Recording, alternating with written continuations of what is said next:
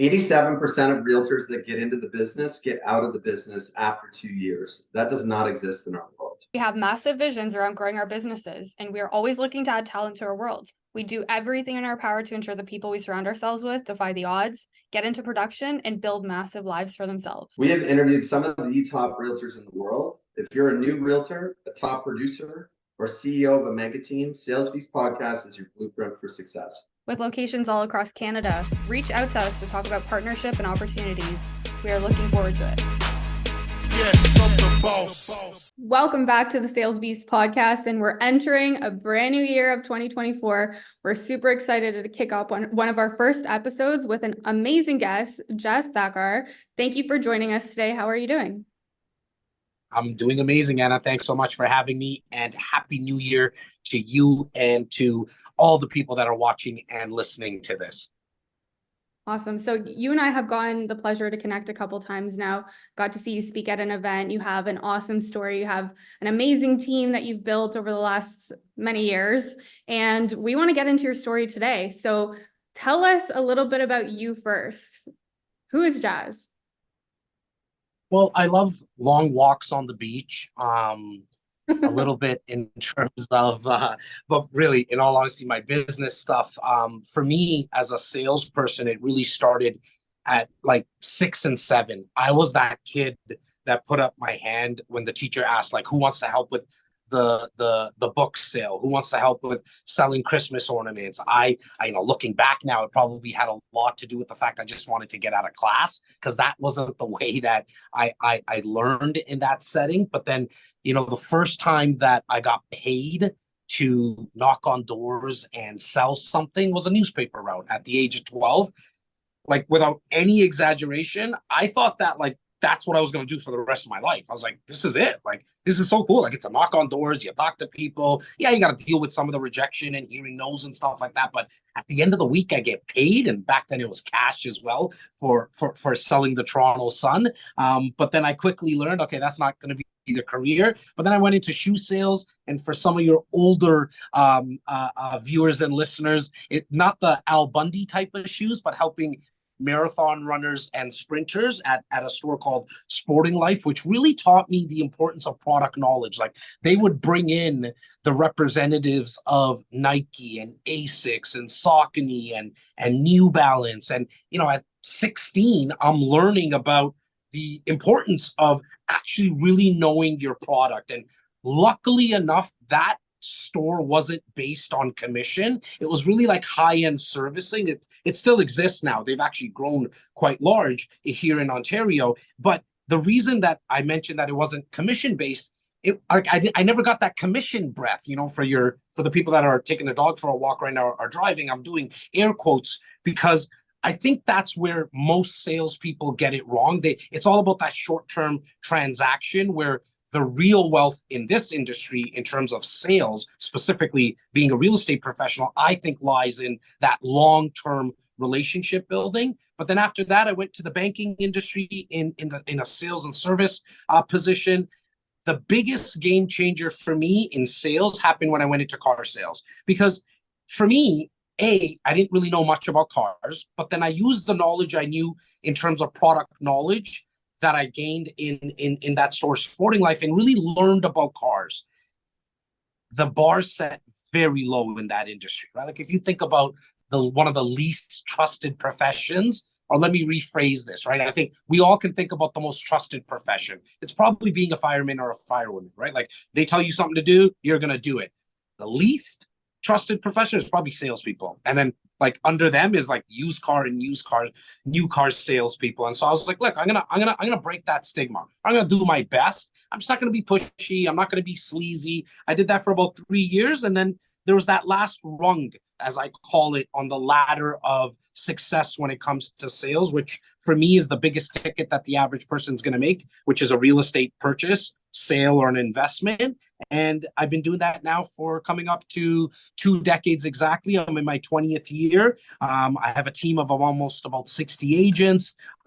We probably sell about 2 homes every single day. I'm not telling your viewers and listeners to impress them by any means. It's more to impress upon them where all the data that I'm going to be talking about is actually coming from. It's not something that like I just learned yesterday. It's not something that the ideas I'm going to be talking about today, strategies, tactics, are not things that might work.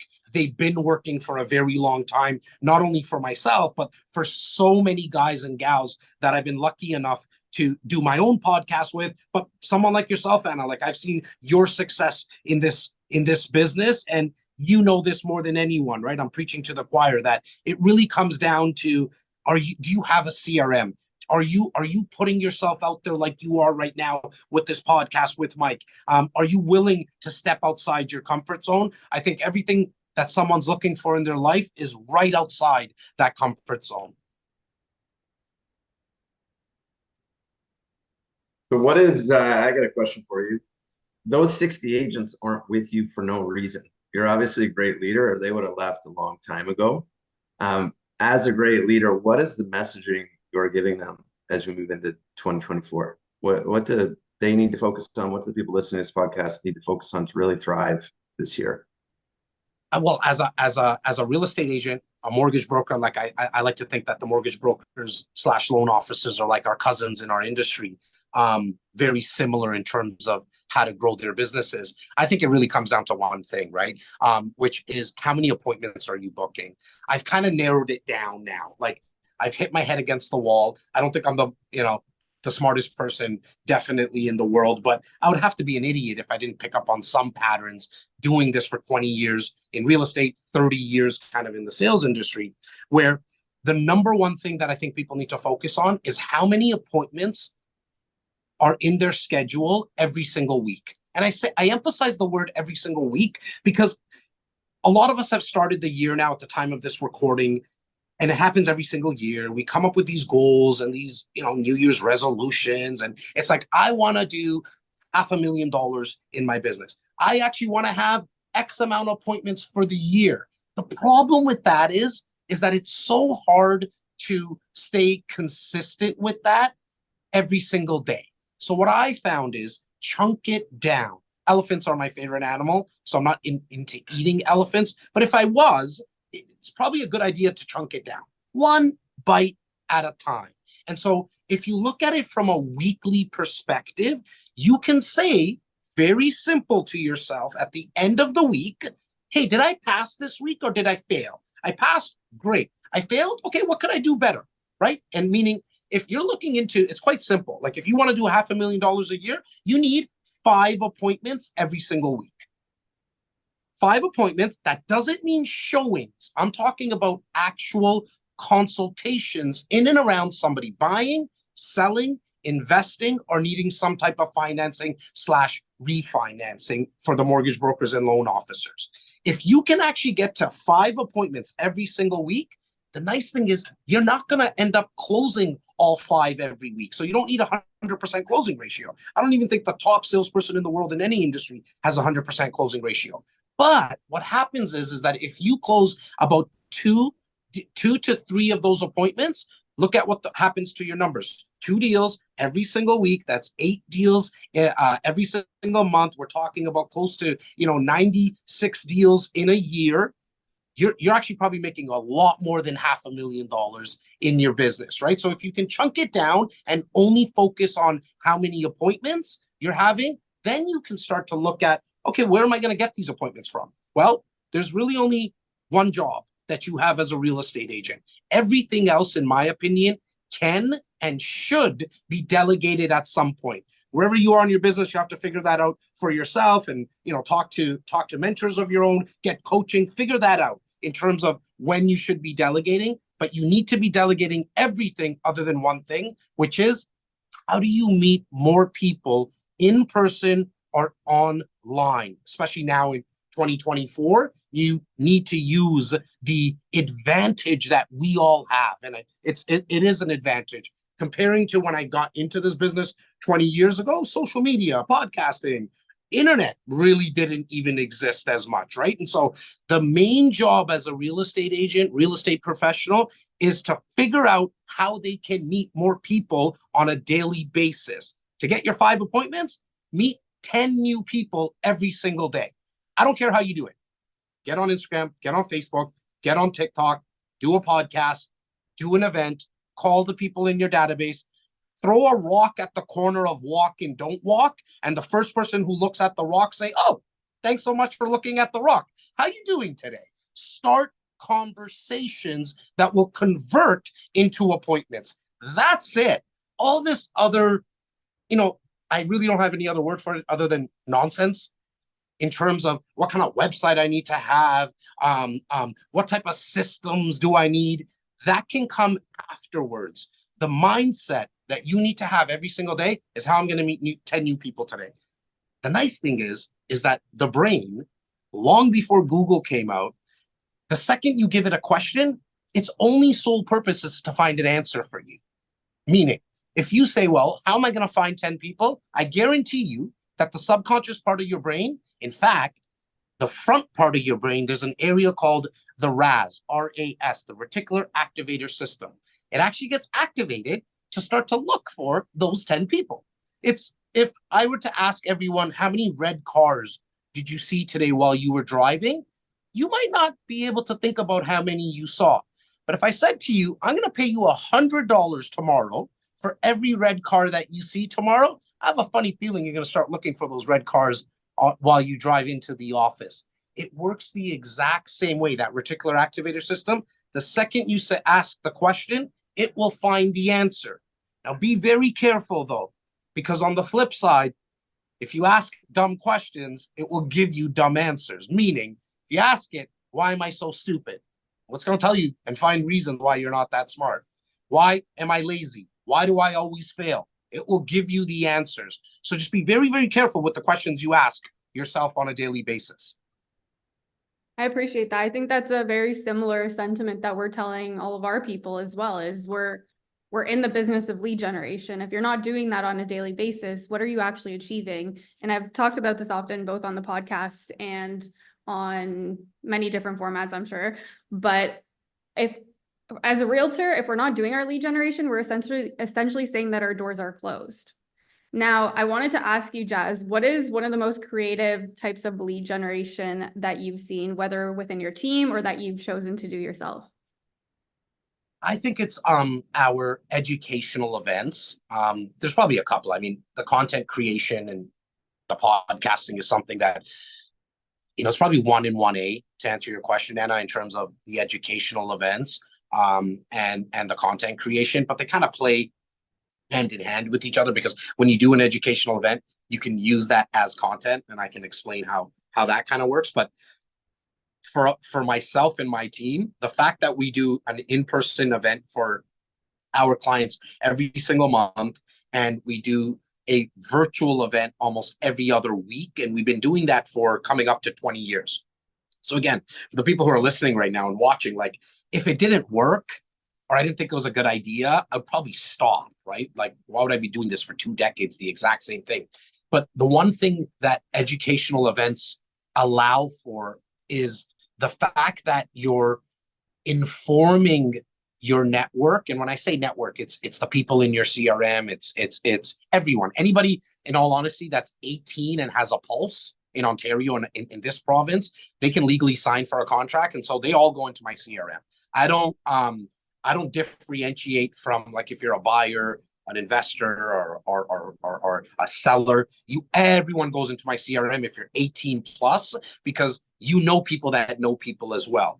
But when you allow them to come into an educational event, in person is slightly better than webinar. Like, it's this, right? Like, this is great, what us three are doing right now. But I know if we did it in person, it's probably a little bit better, because there's just that extra chemistry that you can have and synergy that happens when you're in person. But either way, in person or webinars, you allow people to do things together, and they get informed and educated so they can make a quality decision themselves.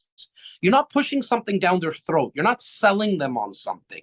You're educating them on a myriad of topics, and like, there is hundreds upon hundreds of topics. But for the average person who's listening right now, if you can just wrap your head around doing 4 of these a year, every quarter, so you don't need to think about the hundreds of topics, just pick 4 topics, bring people into your office, a hotel, a condo party room, or you can do it, like I said, virtually through, going live on YouTube, going live using a platform like this, Zoom, or going live on Facebook.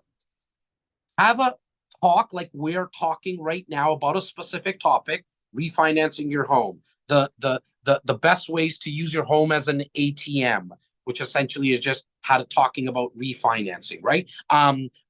Bringing on a property manager to talk about the best practices for landlords. How about a pre-construction investing masterclass? Bringing on a lawyer. Any one of those topics, do 4 of those a year. What starts to happen is that you start to become the authority.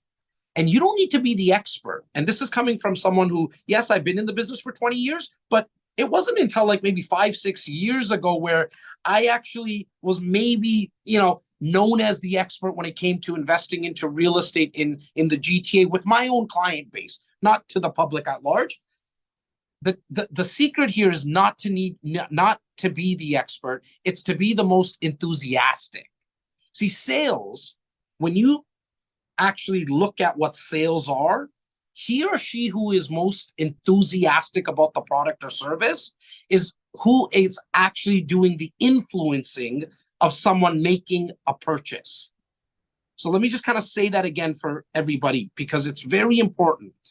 Because I know there's newer agents, I'm sure that are part of your guys' community. They're like, bro, I can't do an educational event. I don't even know what the hell I'm talking about. The nice thing is you're going to bring on experts.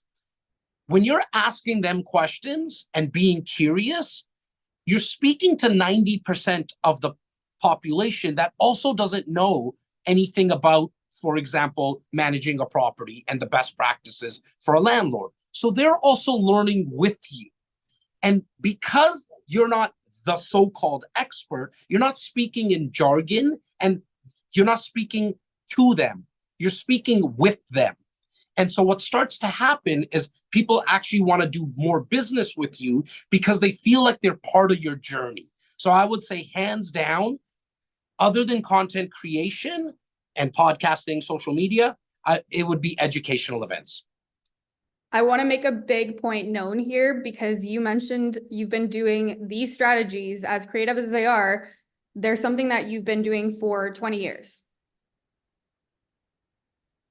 Consistency, right? 20 years of consistency. And that's where I see a lot of people giving up in this industry after a couple months or a year of trying something and maybe not getting the results that they expected for themselves, rather than just sticking it out and riding the curve until something comes up and learning along the way, obviously, and making tweaks and progress.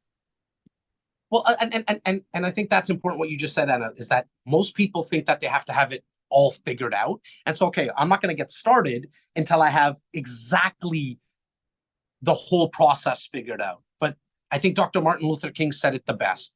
He said that you don't need to see the whole staircase. You just need to see the first step.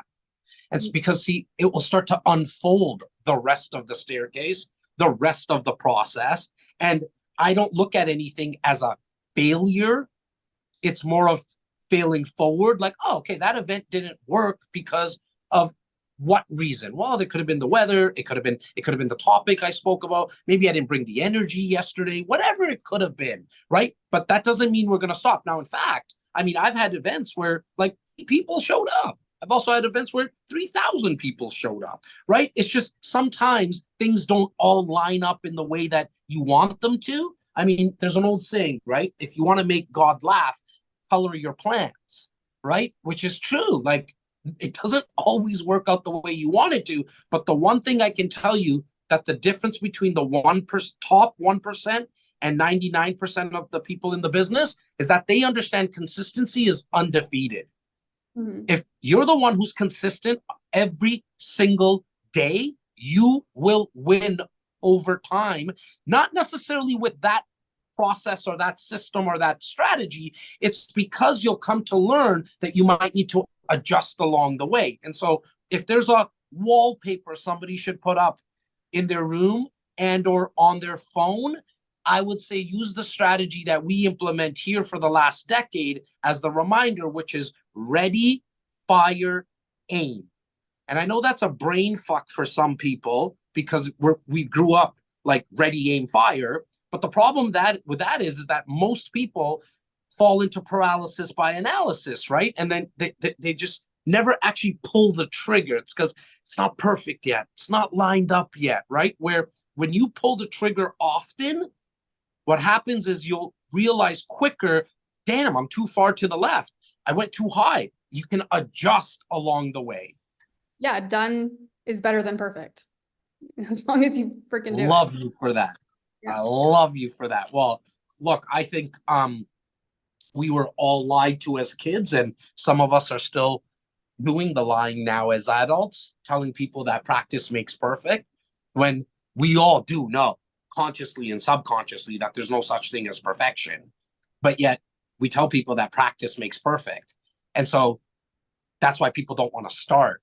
But when you realize that all practice does is make progress, then you'll be okay with those small little failures along the way, because you know yourself that you're progressing and not trying to be perfect. I actually think the thought and the need to be perfect comes from some type of insecurity, right? Like, I got A's my whole life. And now the first time I got I'm sorry, side note, Jas never got A's in anything in school other than gym.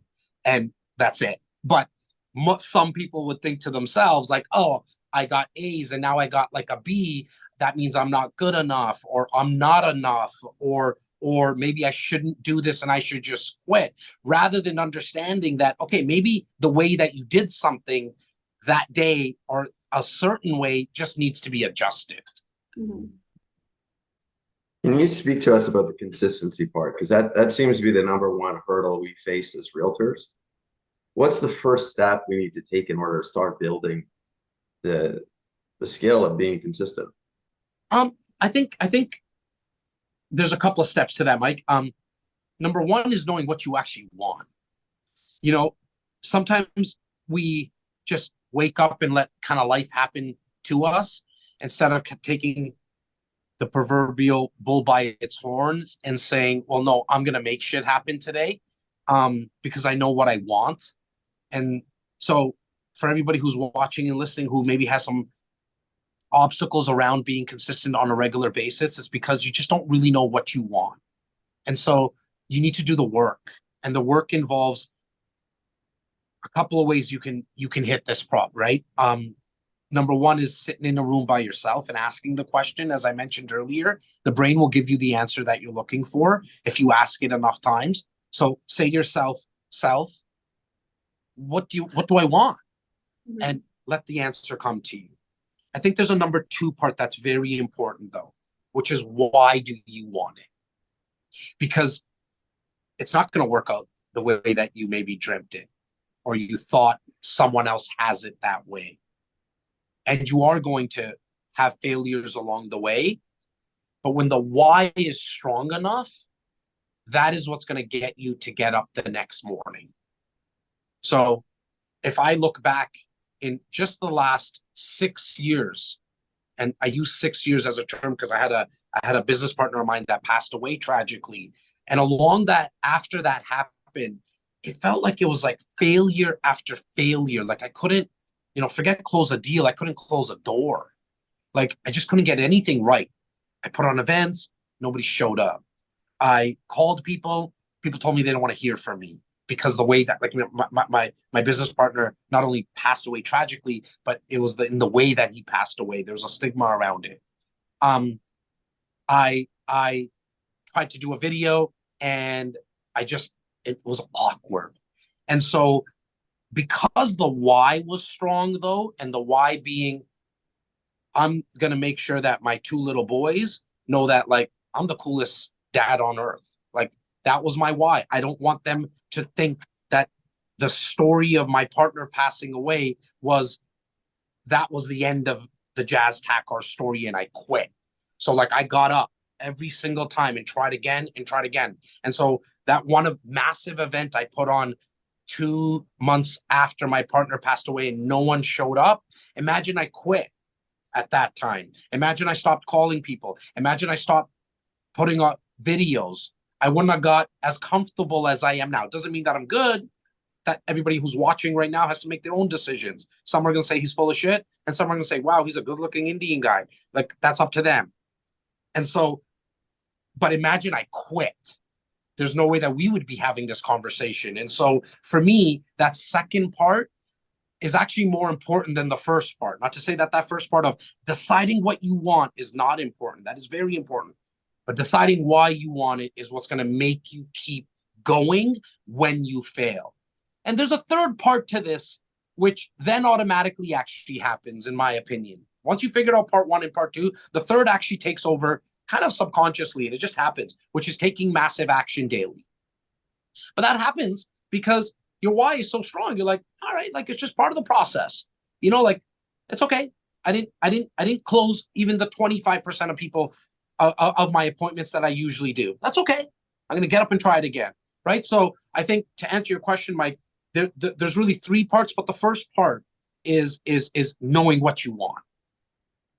I have a question around that. What do you think is the biggest difference between people that can identify that or maybe choose not to have that consistency versus someone like yourself where you're clearly very humble, like you've only brushed upon your accomplishments so far, and you are also super generous and committed.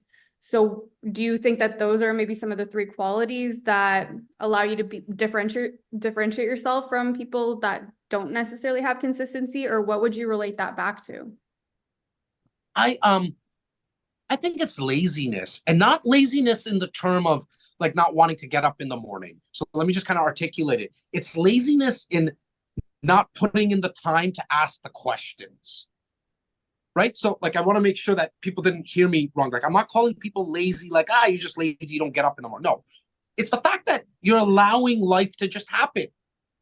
And unfortunately, until like truly modern medicine takes over and we all live till 150, I think everyone would be really happy if you make it till 100. That'd be kind of cool. So I'm 42 right now, right?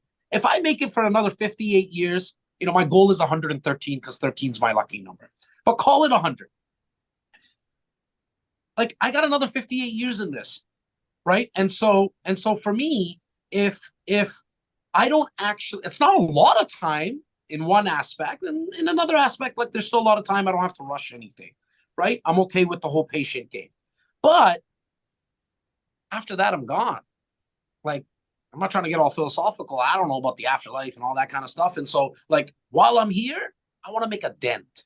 I want to inspire people. I want to make changes in other people's lives. But everyone who's watching or listening, like, maybe that's not your cup of tea, and you're not wrong for that. That's not bad. That doesn't make me all better than you just because I said it. That's my why.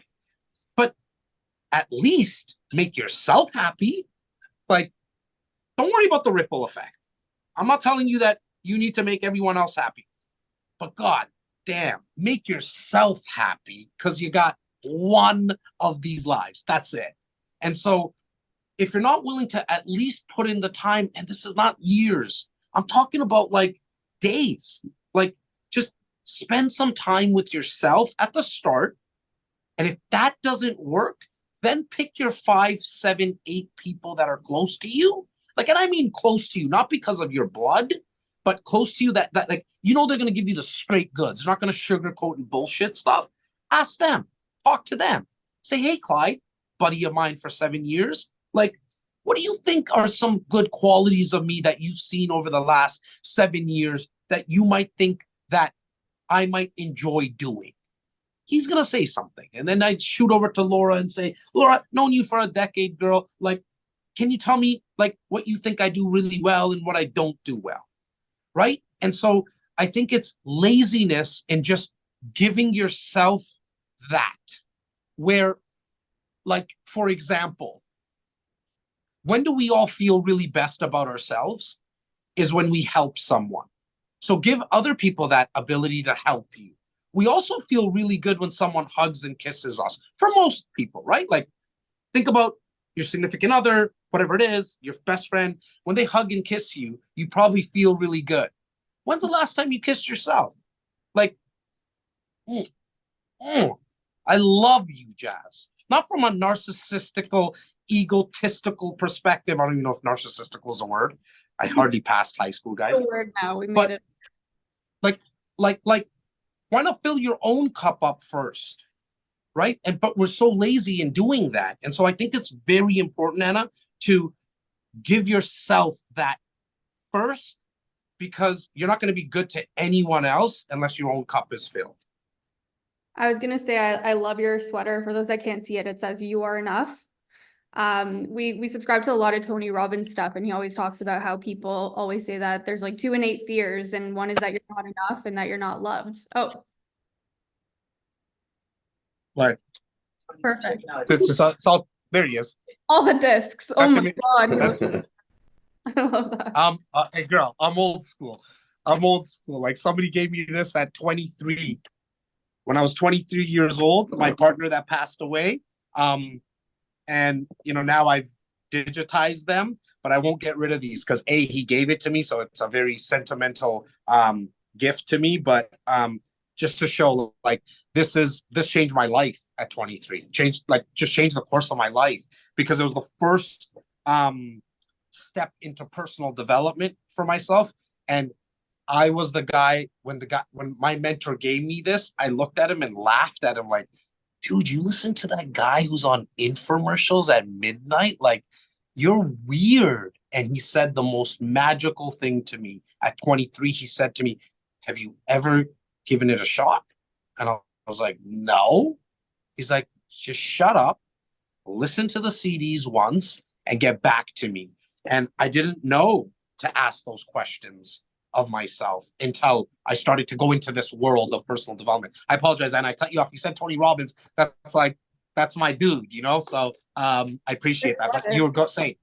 No, I just said I love your sweater. I think it's a good reminder that we are all enough, and it's until we discover those beliefs that we have within ourselves that we can really break through to whatever we want our true potential to be. Yeah, like my father was a taxi driver his whole life, grade 8 education. Excuse me, my mother was a factory worker her whole life, grade 4 education. But they never, like, till this day, gave me a business tip, nothing. The one thing they always said to me when they got numerous phone calls from the principal, numerous phone calls from every single teacher saying, there's something wrong with this child. You gotta get him fixed. Like, he can't sit, he keeps talking, he's positive, and we like his smile, and he does have that, lack of a better word, charisma or whatever, but there's something wrong. He can't focus. My father always said, you don't worry, you're enough. You're gonna figure this out. We have already figured it out that you're not going to university. We ain't saving for college for you. Don't worry, because we figured that out. But whatever you are going to do, we know you're going to do well in it. God bless them, because they truly filled up my cup. My 2 business partners in 2 different organizations I have, CMOS on my real estate company and Laura on my academy. It's funny how life works out, because they were raised the same way, right? Like, their parents overfilled their cup with love and kisses and hugs and foot massages and all that kind of stuff. But some of our staff didn't. And so the reason I say life works out in funny ways sometimes, because I think it's on us three now to give that to the people around us. So we all wear kind of this messaging as much as we possibly can on a regular basis to remind the team that I don't give a shit what people are telling you on the outside of these walls. Inside these walls, you're enough. Keep going. We're going to figure it out. We don't need to win. We're winning already. Like, we're winning already. We get to talk to a bunch of people. We get to help them create wealth. It's kind of cool. Like, yeah, I get it. You want to make billions. We make it. We make it. Are we having fun? And are we happy on a regular basis? I love that. I absolutely love that. I just finished reading this book. My coach sent it to me for Christmas. It's called Big Potential. You guys should check it out.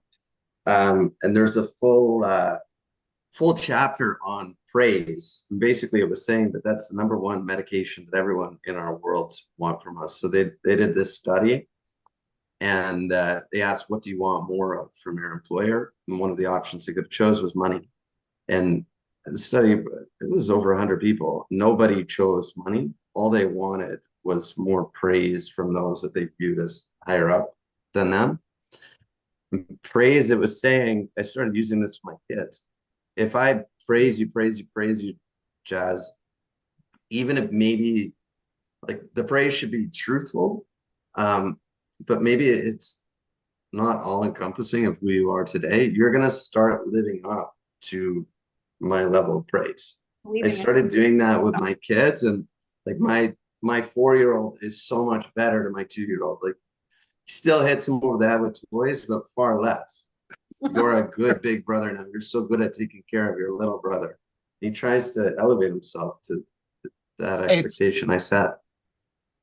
Like, I'm getting goosebumps right now. In all honesty, I'm a big Dallas Cowboys fan, so I use a lot of sports analogies. And right now, the Cowboys, at the time of this recording, they got a shot this year, like a real shot. Anyways, the reason I bring it up, last time they won the Super Bowl was in 1995, but they won back-to-back in 1992 and 1993.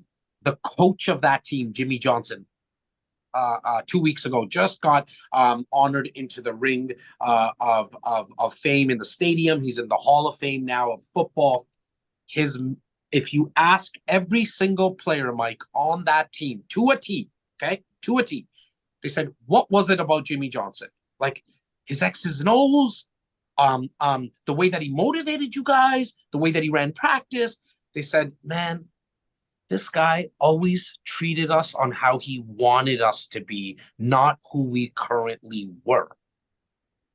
So like what you're talking about, Mike, it's why I got goosebumps, because I've always had that resonate. So when they won in 92 and 93, I would have been 12 and 13 years of age. So luckily I was watching press conferences after games. Like I was a nerd when it came to that kind of stuff, like even after the game. And that's what they always spoke about. And so I always knew that if I ever held that position and I was held in that regard, which I think it really is an honorable place to be when you're leading and have people that are with you that kind of look for you for advice and mentorship. I always knew the way that I was going to do it was down that road. Like I'm not a real X and O guy in terms of from a business perspective, because I come to realize that, okay, you know what I'm going to do? I'm going to get a bunch of people, and I know that they're going to be good at their craft. So that, you know, that is a prerequisite. But like, I don't have, like, I'm borrowing one of my team members' desks right now. I'm doing this call on a cell phone.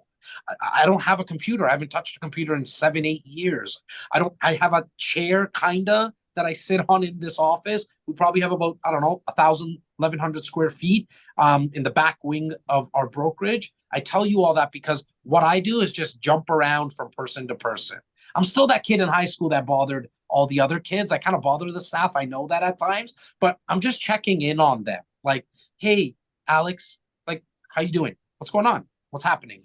Right? Like, I can know the way that Laurel walks into the office. You know, she's not really like a team member as much as a business partner, but I know if she's having a bad day.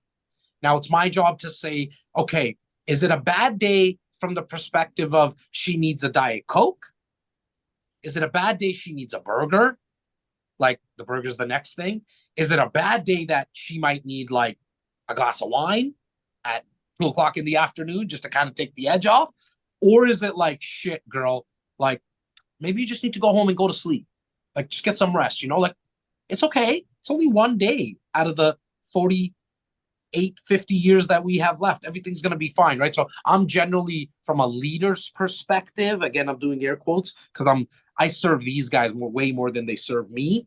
In terms of like, I'm working for them because I can't do a lot of shit without them, like period. Like I can't write emails. I still type like this with one finger. It's really figuring out what they're looking for in the long term, and then trying to reverse engineer that to the best of my ability. I fail way more times than I succeed, by the way, at that shit, like way more. But I like to know, you know, we have a couple of quasi rules around here. We like when everybody walks in the morning. We don't need to have a how was your evening, all that. It's just like, can we just say hi to each other? And can we say bye to each other at the end of the day? That's it. That's it.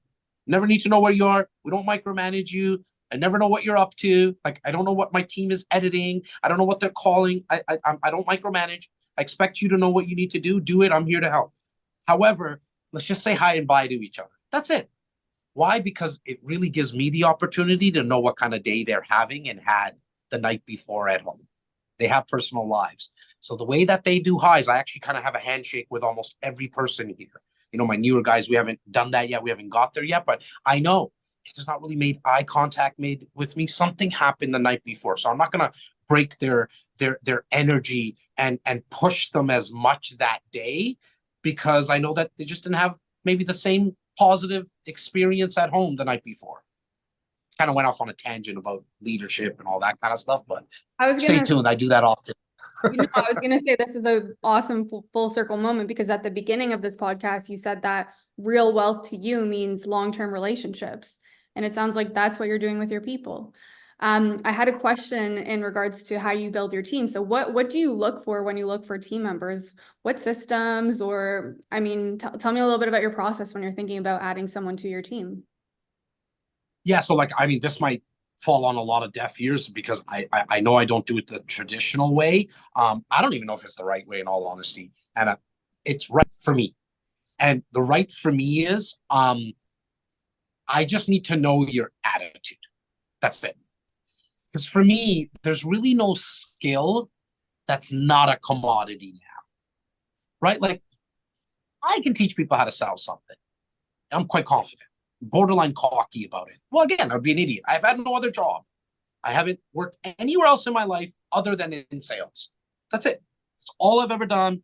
I'm boring. Like, I don't have hobbies other than the Dallas Cowboys. Like, I don't ski. I don't boat. I don't really go on vacations often. I like working. It's a hobby for me. And so I mention that because even that, as a salesperson, I think it's a commodity, because there's a lot of salespeople. The one thing that is tough to find is people with the right attitude. So for me, I found myself asking a question. I have no idea where it came from. Maybe I read it. Maybe I heard it from somebody. It could have been like a Simon Sinek thing. Maybe I'm wrong. I'm not sure. But I found myself asking if people have siblings. And the reason I kind of figured that helped me is because, like, Anna, do you have a sibling? I do, a younger sister. Mike, you? No. Okay, but you said 2 kids, right? They're always throwing stuff. Like, I have 2 little boys, so I get it. So you see this with your kids as well. Is that because we spend so much time with each other here in our office, we're in each other's faces a lot. Okay? And as siblings, you realize that at times you want to kill your brother or sister. But majority of people don't actually do it. Meaning, you figure out that you just need a little space between each other. So what happens? Maybe Anna doesn't speak to her sister for a couple of days. It's just like, I need a breather from you. Do you know what I mean? You walk past each other on the staircase. You get what I'm saying? You don't say anything. And then miraculously, 2-3 days later, everything's like nothing even happened. I get some people might say, yep, swept it under the rug. No, you're siblings and you figured out you're not going to be able to do anything anyways. You're going to have to get over whatever that rift was. For me, also being the younger of three boys, the youngest of 3 boys, I also knew that I was closer to the bottom than I am to the top till this day. Like, my brothers don't give a shit about the whole Jas Takhar shit. Like, they don't give a crap. You're still the younger brother, bro. And they remind me of it. And to me, that's a love thing. It's a respect thing. It is what, in our culture, is just what it is, in a lot of cultures. And so for me, when I'm building the team, Anna, I'm looking for, like, hey, just if you don't have a sibling, that doesn't mean that you're not going to be hired with us. It's just, will you play nice in the sandbox with each other? That's the most important. And some people think, like, Clyde is one of my videographer editors, and he's on the other side of this phone right now doing his thing. He's one of my newer guys. Most people would be like, oh, is Clyde going to play nice with my most veteran person named Tyler in my organization? I'm actually looking at it from the other perspective. Is Tyler getting a little like, well, dude, I've been here for 11 years. And Clyde, you got to respect me. I'm looking for that. Right. So I want to make sure everybody is kind of playing nice in the sandbox. That's how I grew the whole team. And so I've gotten that wrong a lot. Where I'm like, no, Anna's gonna be the one. And then it wasn't a fit. It just didn't work out for whatever reason with somebody, right? So from a skills perspective, like I can teach you how to edit better. Not me personally. I'll get you into some course on Kajabi or something. I don't know. Like we'll figure that out. It's, do you want to get better? Like that's the attitude part though, right? So I build completely on attitude, sometimes to my own detriment, meaning like I probably should have hired a little bit more for skill at times, but I got people who I could really say would run through a wall for me. Like they would. I never take advantage of it because I know each and every person's strength. I know their weaknesses. I don't care about their weaknesses. I don't try to improve their weaknesses at all. Like zero. It's take your strength and let's go all in. That's what we did with me. So why don't we do that with everybody? You're going to have more fun working with your strengths than your weaknesses. It's going to feel like work.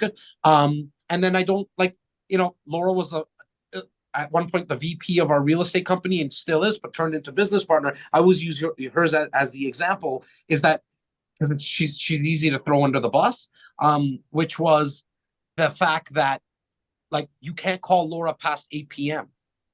She's sleeping. Like, I'm not even kidding. Like, she's a grown woman, but she sleeps at 8 p.m. because she's up at 4:30 in the morning. I'm not texting her at 9 o'clock even. Unless it's urgent, it's a different story. Other than that, yeah, I know who I can do what with. But at 6:30 in the morning when I'm up, I know who the hell I'm texting and like getting shit done. On the flip side, I'm never texting Clyde at that time. But at 9:30, especially the videographer editors, they're weird sometimes, right? They stay up till 1, 2 o'clock in the morning. So I know I can work with them a little bit longer. So long-winded answer to your question, Anna, it's all about attitude over skill for me. Appreciate that.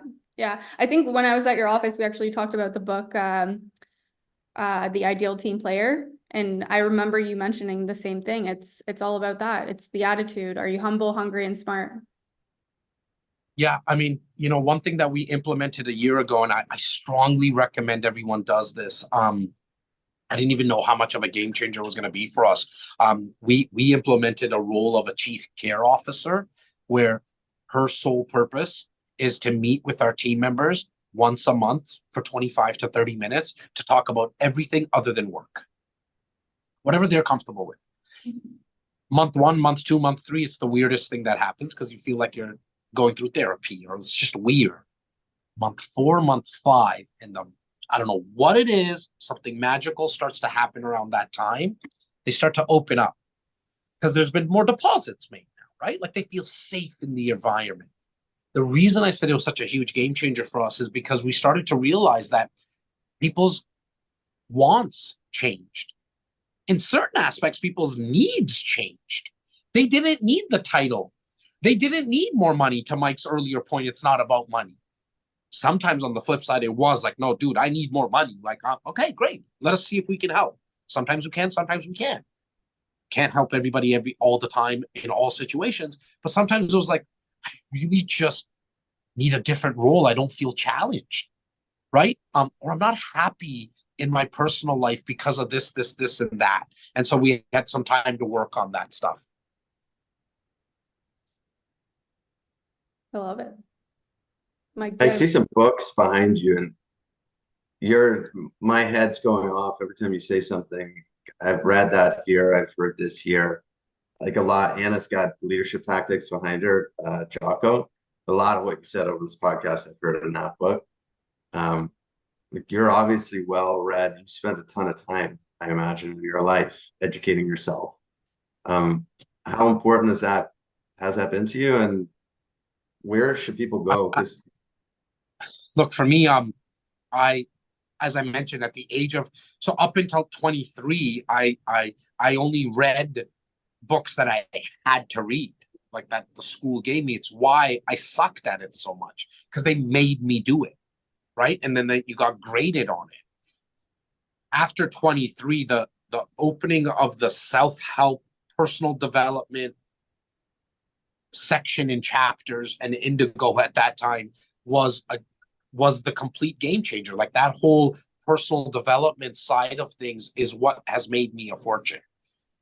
The formal education, when I say formal education, going through the process of college and university, that's not a bad thing. A lot more people should go down that route, and some people shouldn't go down that route. I'm one of the people that shouldn't. Doesn't make me better. I also don't think it makes me worse. But I think that can make a lot of people a great living. Mm-hmm. It's just history has shown us now, specifically in the last 2 decades or so, that that's not the only way that you can make a fortune / living. You can make it through the personal development side. And so for me, it's where I put all my education, all of it. I think some people might hear me wrong sometimes, that I think that education's not important. I just don't think it's important in certain settings. Not everybody learns the same way. So in fact, right now, I probably haven't read a book, Mike, at least in 3 years, like read a book. I listen to the books. Mm-hmm. I listen to audiobooks. I have a drive-in, 45 minutes in, 45 minutes home. So I can divulge a lot of books, especially when I went from 1x to 1.25 to 1.5. Like now I listen to things at 1.75x, right? Like you can train the brain in that sense. And so I think it's everything, man. The books behind me and stuff, I can't even reference them because I'm sitting at someone else's desk. This is someone else's office. But I think right now, if you're somebody who needs like a hard copy and that's who you are, great, go get that. But if you don't have the time, that's no excuse. Implement the strategy of NET, N-E-T, which stands for no extra time. You're on the treadmill, you listen to a podcast like this. You're driving, listen to an audiobook. You're somebody who needs to learn from a visual perspective. Great. A site that I've heard that people go on, it's called YouTube. Go there. Like there's a lot of ways to learn. I do think more people should spend more time in the long form than in the short form, like the 1-minute videos, because you can just get more context and there's so much more out there. Never have we lived in a time where people are giving away the amount of free education they are now. Like, correct me if I'm wrong, I don't think you charge for this podcast, do you, for people to watch or listen? And so, like, how cool is that? You get to get into the brains of Anna and Mike. That doesn't mean that you're going to agree with everything they say, but what if you could just take one nugget? That one nugget can literally change your life. Let's not take it to that extent because that makes people think it's all foofy-foffy. But what if you can just like maybe add an extra $20,000 to your life a year? Maybe it's not money. Maybe it just adds and saves you 20 hours of time. Maybe it just makes you happier. But it could just be one nugget. And so I think the exploration of education in today's day and age through videos and podcasts and audiobooks and still hard copies is something people should definitely get their feet wet with. And if you're already getting your feet wet in that, dive in even further. Yeah, there's so many great things you've covered today, like that. I've set a challenge for myself this year to read some paper books. So I'm doing 20 pages a day, 10 when I wake up, 10 before I go to sleep. And then I do that. I crush the audiobooks. I just did that because I was told to do that when I came to Keller Williams. What I now realize, if I look at someone like you and I want to be like you in the future, sure, I need to take certain things you said, like the know what you want and know your why. Absolutely. I think you need to surround yourself by the right people, but a lot of those right people can come from books, podcasts, and you don't need to do a lot of it. So here's some math. I just crunched some. So let's say I want to be like Jas when I grow up. I could spend 20 minutes a day listening to a podcast, audio book. I could read a book, do that 7 days a week, 52 weeks a year, for 20 years, how long you've been going at it. The average book I read on Audible is 8 hours. By the time I've been 20 years into this, I will have read 300 books. Like, you're a different person. 20 minutes a day. Do 10 minutes a day and read 150. You're a different human, and you can literally do whatever the hell you want in this world. And it kind of goes back to a couple of the questions earlier, like why some people don't do certain things.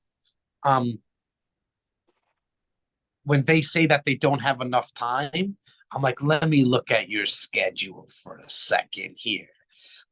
A decade ago, I used to do presentations for agents, and I used to say, if I send out, and this was like 10 years ago, it was so like out there, right? I was like, if I send a videographer and follow you around for 24 hours, would you pay yourself the salary that you want to make? So you want to make, $100,000 a year?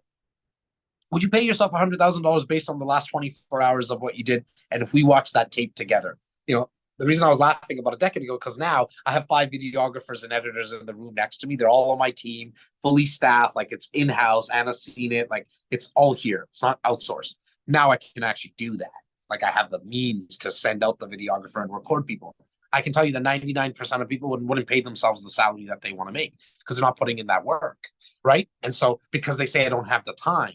But when you look at their schedule, it's like an hour and a half, of Netflixing first thing in the morning. Like, not that there's anything wrong with escapism, like 100%. But if you have certain goals, you're gonna have to do certain.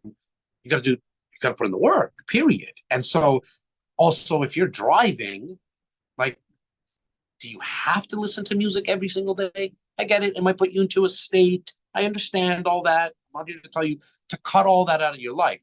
But if you're driving, the average person, here's a stat for anybody that wants to Google something. The average person for the rest of their life will drive equivalent to a 4-year degree in university. Okay. So you didn't go to school because that's not how you learn. Okay, great. 4 years in all the driving that you do, just to and from work, not the personal driving. They never calculated that. They never added that. They never looked at that. Just the to and from work. The average person is going to drive equivalent to a 4-year degree. Like, imagine if you just put out an audiobook and then got into the minds of someone like a Tony Robbins, got into the minds of somebody like, a Gary Vee, a Grant Cardone, a Patrick. You don't like some of these people or whatever it is, that's fine. And that's okay. Find your person, a Mel Robbins. There's so many people. The list goes on and on. It's so accessible. And it's not that expensive. Like, subscription to audible.com is like $10-15 a month. I know if you look at everybody's credit card, they got 7 subscriptions to Netflix, Hulu, Crave, Amazon Prime, friggin' Disney, all of them. You hardly even watch them. You got scammed into it because there was that one show that you wanted to watch that was only on Crave, and then you never canceled the thing. Kind of happened to me through Succession, and I should cancel it because Succession is done. But you forget, right? But you just got to really look at some of the stuff that you're spending money on, and most importantly, your time on, and just reallocate it now. Before we wrap up, can I ask you for a favor? I think that question you asked about the videographer following you is one of the most powerful questions probably the most powerful question that's ever been asked on this podcast. Before we wrap up, wow. Can you ask that again? I want that to sink into everyone's heads that's listening right now. I absolutely love that. Yeah, for sure. Look, if you're looking into making a certain amount next year in terms of your goal for how many deals you want to do and what revenue you want to bring in, the question I have for you is, if I were to record everything you did in the last 24 hours, would you pay yourself that salary? So if you want to make $500,000 in 2024, and we looked at the tape of what you did for the last 24 hours, were you worth the $500,000 annual salary. And I'm here to say, just out of experience, that 99% of people won't. Not because I'm God. It's because there's a reason there's a top 1%, because they do what the rest of the 99% of people don't do. That's fire. Thank you. Thank you so much. So for no one listening to this will have heard that yet, because this episode hasn't dropped yet, but I just sent that to our whole team. Selfishly, that's why I wanted you to say it again, but I also wanted to say it again so I could hear it. Everyone listening to the podcast could hear it. I think that's the best question we can ask ourselves as we move into 2024. That's good. You now gave me some content to use as well, so I appreciate that. We'll be sharing that little piece everywhere. Jas, that means a lot. Thanks.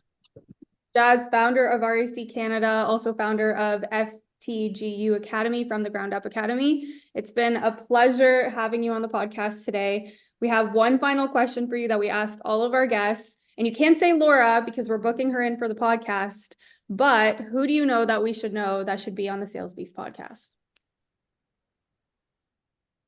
You know what? My business partner, Simeon, is an interesting guy because we are definitely cut from the same cloth in a lot of ways. And in a lot of ways, we bring certain, like, we do things slightly different. We kind of get to the same place some way, somehow. We've been partners in business for coming up to like 16, 17 years or something like that. I think you'll have a blast with him. And so if you need me to put the introduction together or something, let me know.